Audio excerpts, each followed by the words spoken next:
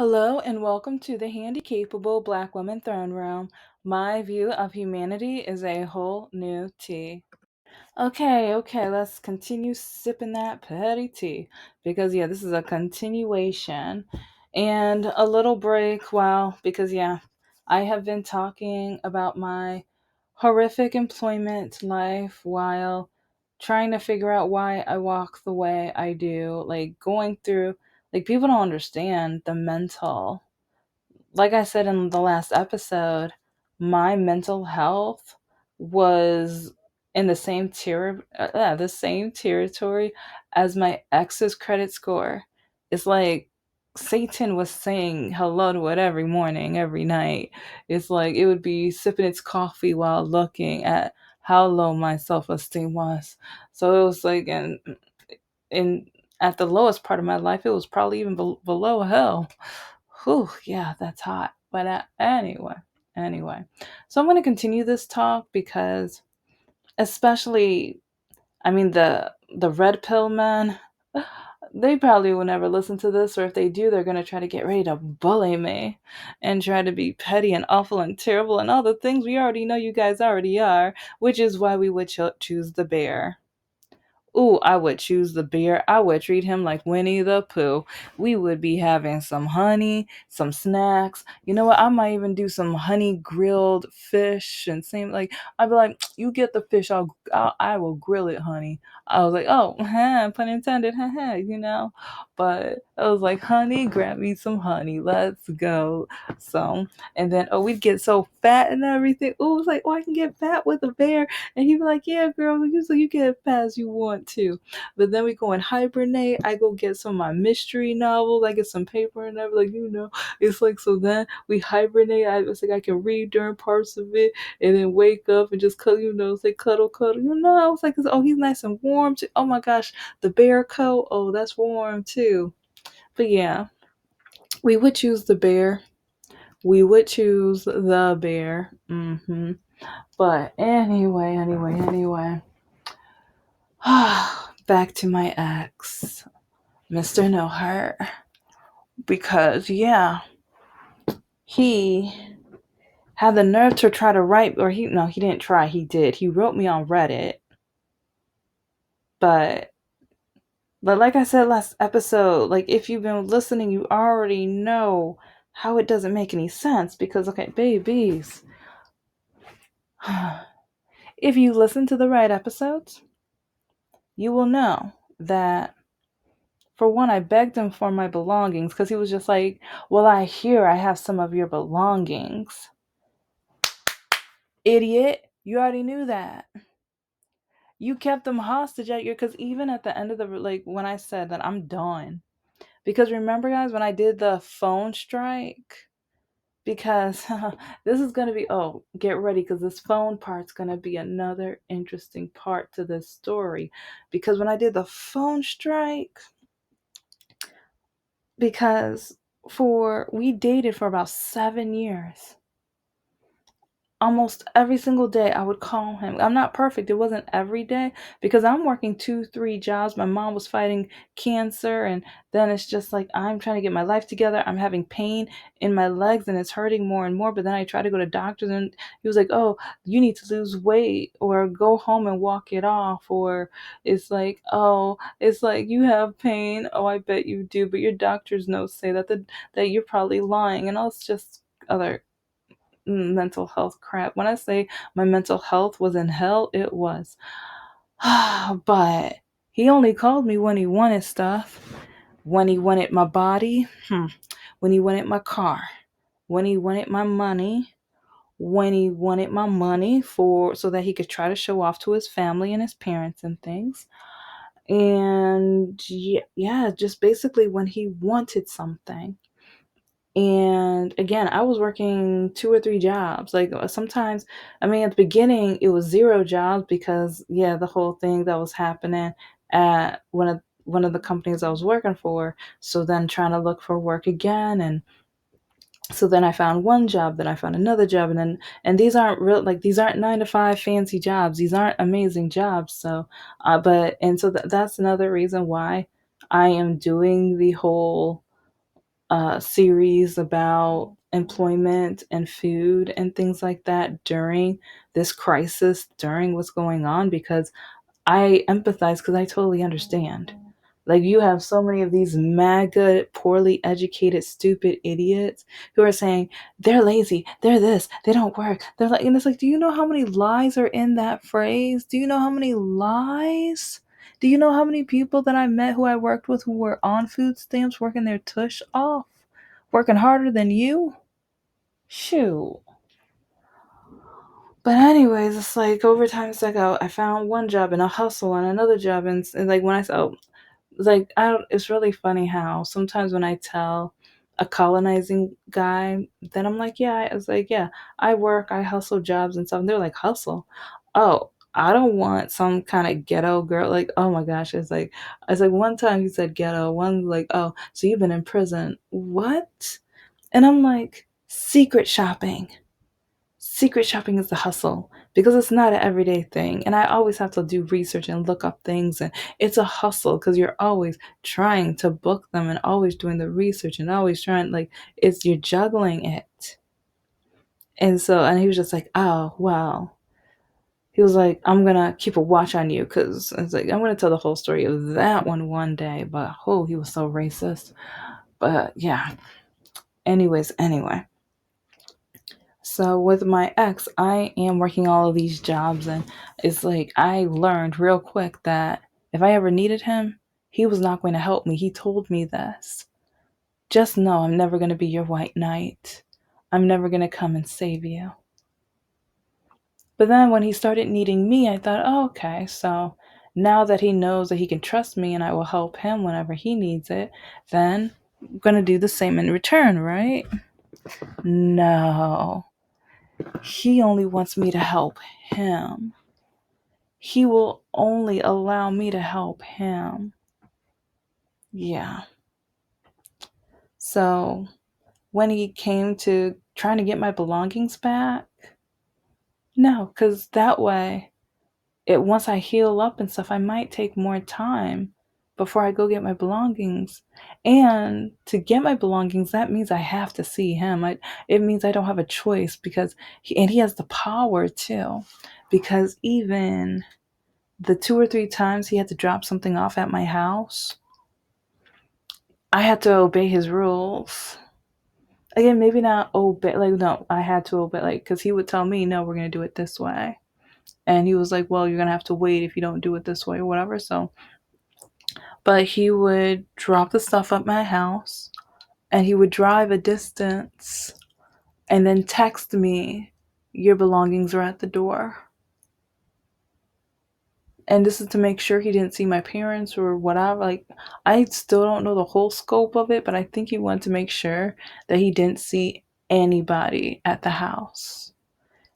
And yes, pretty despicable and awful. Like, because I was like, throughout the relationship, I kept seeing all the red flags, but part of me just kept saying, or I kept telling myself because everyone kept telling me, his ex-wife cheated on him. She left him. He has a broken heart. Just be patient. You're so nice. You're so pure. It's like once he realizes how amazing of a woman you are. Yeah, don't do that. If you're an amazing woman, look for an amazing man. And don't look for a man who can become amazing. You have one life. You shouldn't be trying to train a man. That's his mom's job. Do not do that. Okay. My self esteem was so low that when people told me that, I was like, okay, because no one else was going to want me. No one else was going to want anything to do with me. So to me, I had to suck it up, buttercup, and keep, like, if I wanted to be in a relationship, if I wanted a man, I'm going to have to deal with that. And like at once I, like, with the phone strike, because, okay, yeah, I've told this story in different fragments. I told the whole story about almost a year ago, I think. But yeah, for 7 years, I called him almost every single day. And he would only call me when he wanted stuff. And so after, like, even with my mom's funeral, refused to call. with my major surgery. I asked him, I begged this man because he refused to go to the hospital. I invited him to the hospital. I asked him, "Can you please see me at the hospital? I really need you right now." And remember, yeah, this man said he wanted us to treat each other like he's never going to get married again, but he wants us to treat each other like we're married, like we're husband and wife. What kind of wife was he like? If he treated his wife like he treated me, no wonder she cheated on you. No wonder she cheated on you with the dishwasher at the bar. She karaoke that. No wonder. No wonder, boo boo. I can't she was a racist, awful, terrible bigot because this is the same woman who told her daughters that once the orange guy got into office, she was going to buy me as a slave and whip me until I pass away. So, yeah, she's an awful, terrible bigot, but at the same time, if you treated me like you treated her, baby, yeah, I have no empathy for you. I have absolutely no empathy for you for her cheating on you. Because the way you treated me, no, you proved that you probably deserved it. And it's like some people are like, oh, that's so mean. I don't care. It's like you do not know how much pain I was going through. It sounds selfish, but I don't care. It's like I gave and gave and gave, and then he forced me to have to deal with his racist, awful, terrible, bigoted mother and his older sister. The younger sister, she was like borderline racist. I mean, she was like, okay, and I think because of the poor education, maybe, or her ignorance when it came to yeah, so I think hers was more out of ignorance. But oh, her mommy and her older mm, his mom and who the anyway. So when it came to everything that I've done for this man, and with the surgery, I begged for him to come to the hospital and he refused. I begged for him to just call me because I was like, my surgery is early in the morning. So once I wake up, can I at least talk to you for like 10, 15 minutes before you play video games or before you go to bed? Can you please call me? And he told me no. He told me no. But he wanted to act like we were married. No, he wanted to treat my belongings like he was married. He wanted to treat my body like he was married. That's it. He didn't care about me. He didn't love me. Oh yeah, because yeah, at the end of this whole you would not believe when he told me like once I was ending it, you can't tell me I don't love you. Yes, I can. Because remember what I said in the last episode: words versus actions. He was full of words. And this is one reason why, yeah, a lot of men they get on my nerves because they're full of words. Men have practiced what to say, but they still don't know what to do. They're too lazy to read the manual to figure out exactly what to do in order to either keep a woman or to keep a woman happy or to have a stable, healthy relationship. They won't read that. Okay. It's like some of them might read the cheat sheet, you know, the cliff notes, but they only read the cliff notes, like the beginning of it, so that they know what to tell a woman. They only want the parts where they can tell a woman because they don't want the time for the actions at all. And so when this guy had the nerve to tell me, you can't tell me you don't, yes, I can. I can tell you that you don't love me, that you never respected me, that you never cared about me. Yes, I can. I got stories to back it up. I've got a story like the only reason you took me out on dates is when I was like literally getting ready to possibly leave you because I was tired of always like buying dinner for like your daughters and your roommate and thing like because I mean I'm a giving person. I love to give, but then it kind of got tiresome of when it's like we never had a date night. You expected me to give you gas money. You expected me to give and give and give, and you wanted me to spend more like oh. But especially with the hospital, When I that moment right there, you do not know how horrifying. You do not know the mental. Like, I didn't sleep at all that night. I remember there was a tennis game being live in Europe. I watched the whole thing. It was a men's match. I watched the entire thing. And I remember a nurse came in to check on the vitals, and she was like, when she came in, I just kind of looked at her. She jumped. She was just like, "What are you doing up?" And she thought, okay, maybe this is because of the, like, in surgery, when, yeah, it's like maybe it's because of the meds and all of the other stuff. But she was just like, try to get some sleep, try to lay down. But I couldn't.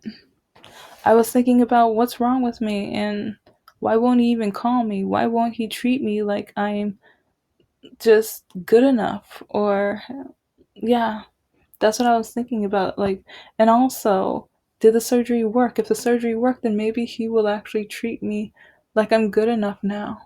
That's what I was thinking. That's what I was thinking.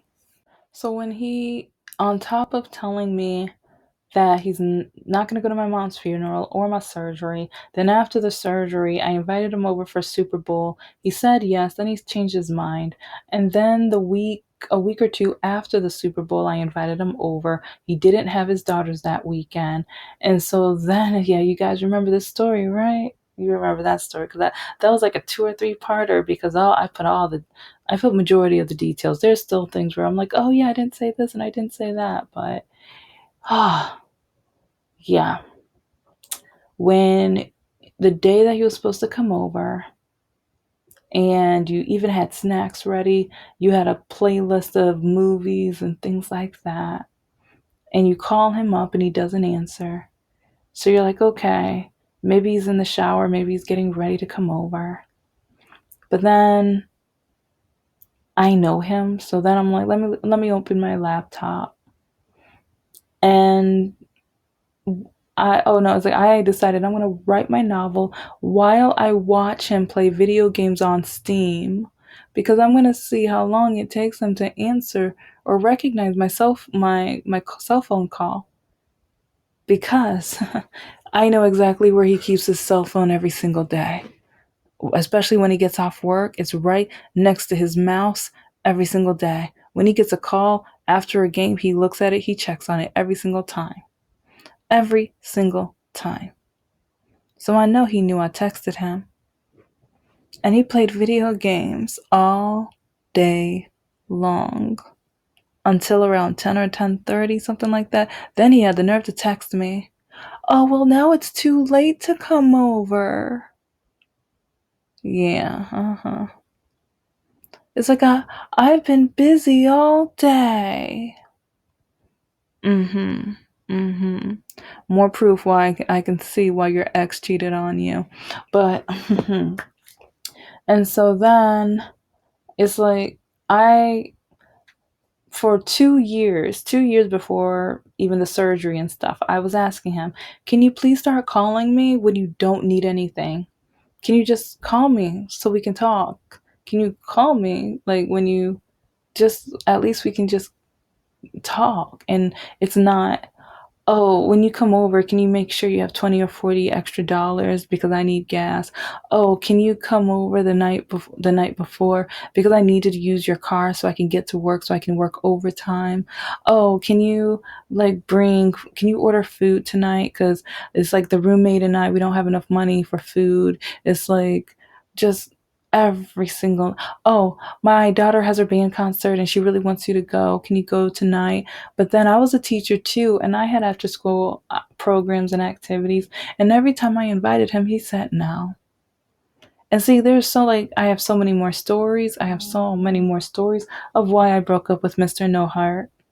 Like, I started a list, and at least a couple times a month, I'm like, oh yeah, here's another story to add. So yeah, I'm probably gonna end up with around 80 episodes possibly by the end. Like, I'm not screening, but or not producing, but they're in a list. So it's like I gotta, kind of like Santa, you know, writing his list and checking it twice, all that stuff. Yeah. But when after that, I'm like, you know what? I've been begging him to call me for 2 years, and then he only wants to call me when he needs something. Over the holidays, he won't call me.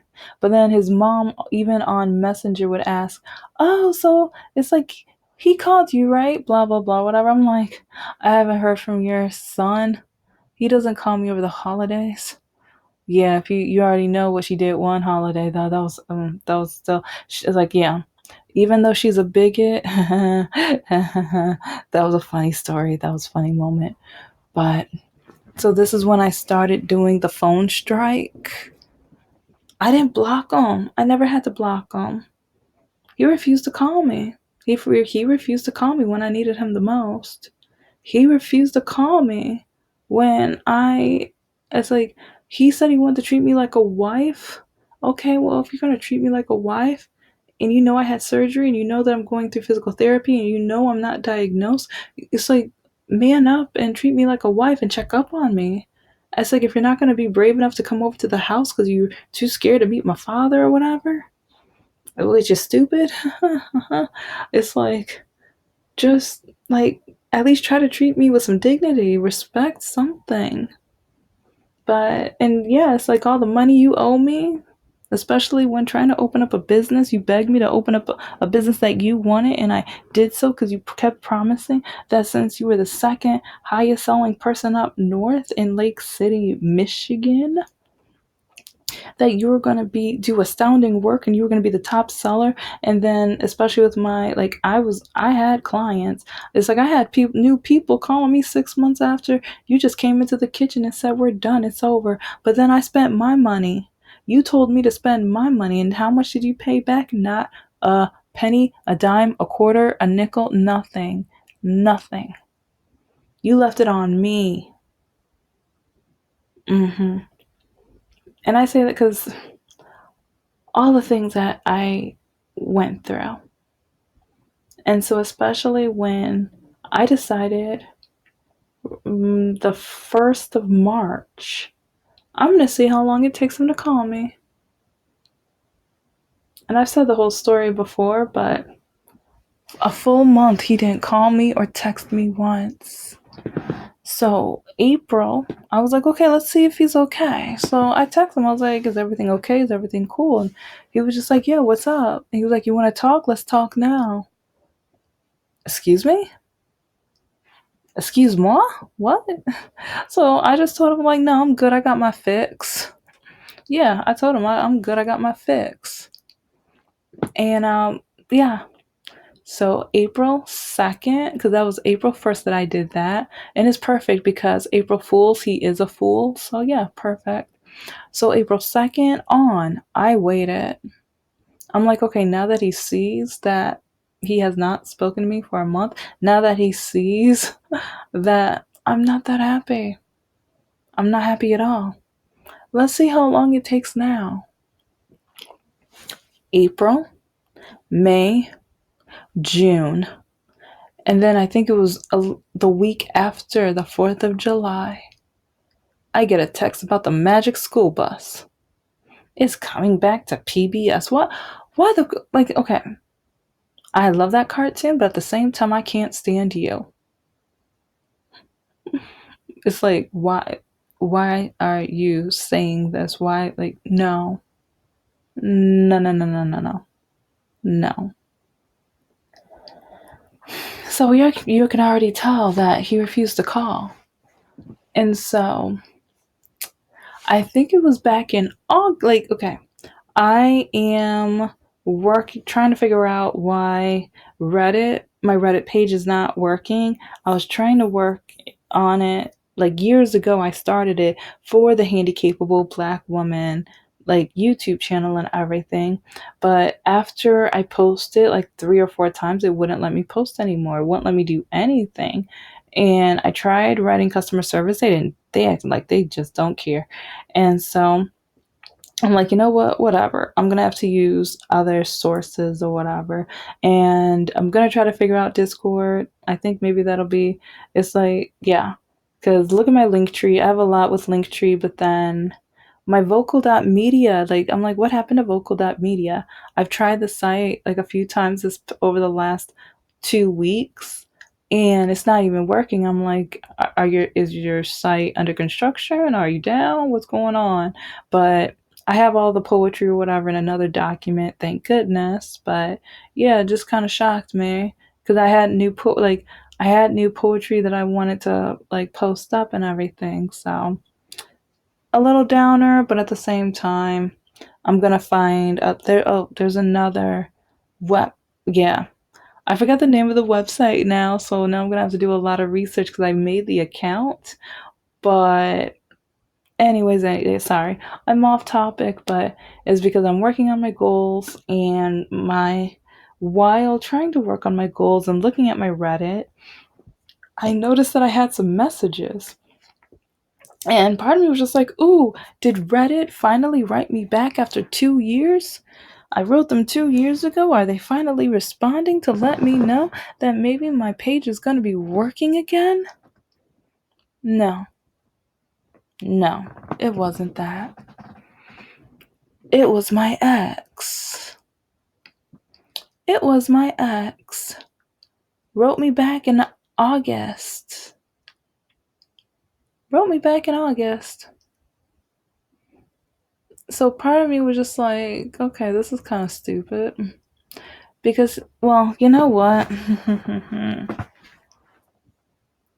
Because you do not know how livid I am right now about this. Because, for one, why are you writing me? Why are you looking me up? Because he knew nothing about my YouTube channel. He knew, and seeing, okay, this is all gonna lead down a very bumpy road and everything, but he knew nothing about the projects that I'm working on, because when I used to tell him about my goals and the projects that I want to work on, he laughed at me. He told me he could do better. He told me that it's like, oh, you think you're going to start something? You think you're going to succeed? You think you're blah, blah, blah, blah, blah, until it came to him and his business. Then, yeah, gave me like 2 or 3 tours of his house and tried to map everything out and told me, oh, you're going to be able to move out and buy a house. I know you really need to move out. I know you don't really feel all that great at home. And it's like, yeah, he told me everything I wanted to hear. See, he was good with his words, but terrible with action. And so, with everything going on or whatever, or even, yeah, I don't know, just now saying that right there, it just brought back like a lot of horrible memories. But yeah, he wrote me. And so now I'm going to have to figure out how to get back to, oh, okay, I think I found it. But I I couldn't believe that he wrote me, because I'm just like, why? What's going on? This doesn't make any sense whatsoever.